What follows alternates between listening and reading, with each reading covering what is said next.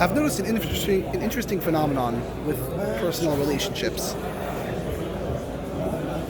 Everyone always seems, or never wants to be the one to call first. And you often get the question, how come you didn't call me? You haven't called me in so long. And I always wondered, I don't understand that. Like, you're sitting at home, alone, waiting for somebody to call you, meaning you want to speak to that somebody. Why don't you pick up the phone and call them first? I mean, supposedly this person is your friend, and I'm sure they'd want to hear from you. And after all, that's why you're upset that they didn't call you. Because they're your friend. But why is it that we absolutely have to be the one that gets called? How come we have to be the one that somebody calls, and we can't be the one to initiate the call? And I was pondering on this for some time. I think I've come up with possibly the answer.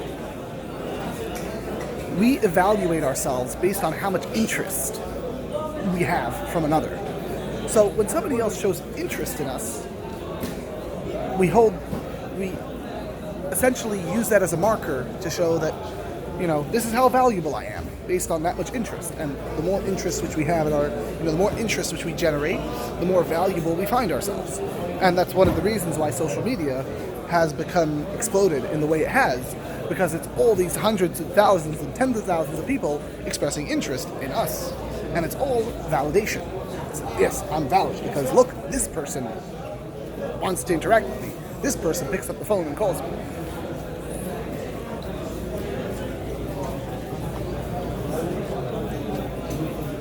Now, if you break it down to a more personal level, when it comes to dating, more often than not, we fall into a rut where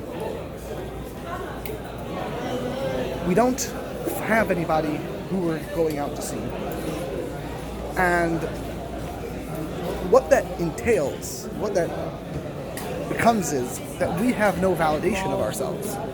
Because, there's nobody in the world that's interested in talking to us. And we tend to forget that we have to go out there and push ourselves more to go and meet somebody. And that many, many people will be very interested in you. But you have to get in their crosshairs. You have to go out there and show them yourself and express yourself. And, they don't see you otherwise. And that's very difficult because you're putting yourself at risk. You're exposing yourself. You're opening up yourself. You're being the first to initiate, which never feels good. Why should I talk to him? He should talk to me. But that level, that's all ego. It's silly, worthless, dangerous, damaging ego, which we have to ignore. Focus on what we want. Focus on where we're going. Focus on the goal which we have in life. Not on who said what and squabbling nonsense. Because ultimately, if, God willing, you do end up with somebody, who really cares how the hell you met? Why does that make any difference if you met through a shotgun, or you met through friends, or you met in the marketplace, or you met on the moon? Totally irrelevant. The point is, are you together? Do you have a wonderful relationship? Yes or no? How you met is utterly inconsequential. How you met was just God's shliach to make you two, get together.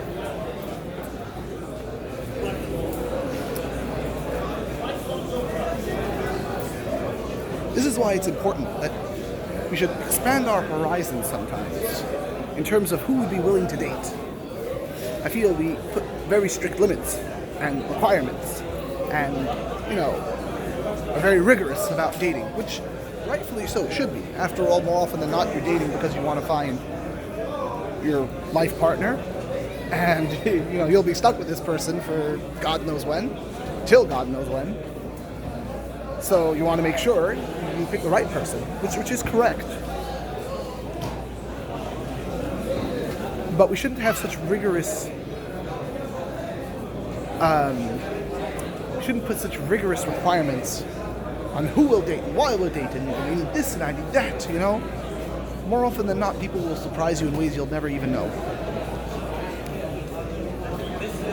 This also goes to show how much we mean to the Eibishter, how much Hashem cares about each and every Jew. It's mind-boggling when you stop to think about it. I often get asked the question from friends of mine, which tend to be more on the secular variety of Judaism. Why does Hashem care what I do? Why does it bother Hashem that I turn on the light on Shabbos? Why does it annoy Hashem that, fill in, I ate milk and then I ate meat, or I ate meat and then milk? Oh no, what's the big deal? Doesn't Hashem have bigger things to worry about? Whether or not I eat milk and meat, Hashem cares about me eating milk and meat. He has world hunger to solve. He has 101 other problems in the world which are so much larger and greater than me in my home doing something random, like turning on a light on Shabbos. And normally I answer them by telling them that, who are you to put limits on Hashem?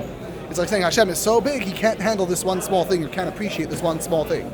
If Hashem is truly infinite, infinity means that I can be the biggest and the smallest and care about both the same. So who are you to tell me what Hashem cares about?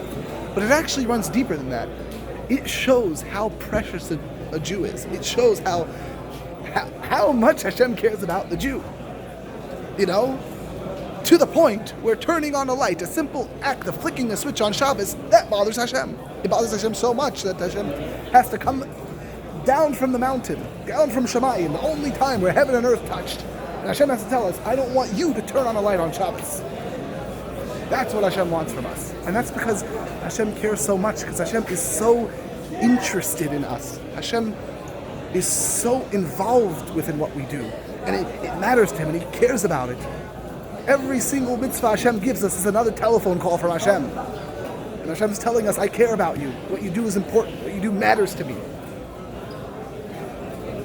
Al derech mashal, if you have a child and he's developing unhealthy habits, not necessarily so terrible, but unhealthy. He's playing video games all day and wasting his time. Okay, you could be using your time more productive, but he's not running around murdering people. Okay, he's playing video games. And the parent, it will bother you. It'll bother you. The reason it bothers you is because this is my son. If it was somebody else's son, let him play video games. He's not bothering anyone. Leave him alone. But it's my son, and what you do matters to me, and what you do I care about. And I want more for you, and there's so much more in you, and I see it in you. And to Hashem, it's the same way. We matter to Hashem. We matter like a son, like a father to a son. We matter like a husband to a wife. We matter on every level to the Eibishter. Let's try not to forget this. Let's try to expand our horizons. Don't get caught up in the petty ego. Focus on what we want. Set our goals. And do everything under the sun to achieve them. Remember, Ein hadavar oimid lefnei haratzain. Nothing stands in the face of will. You all have a wonderful day.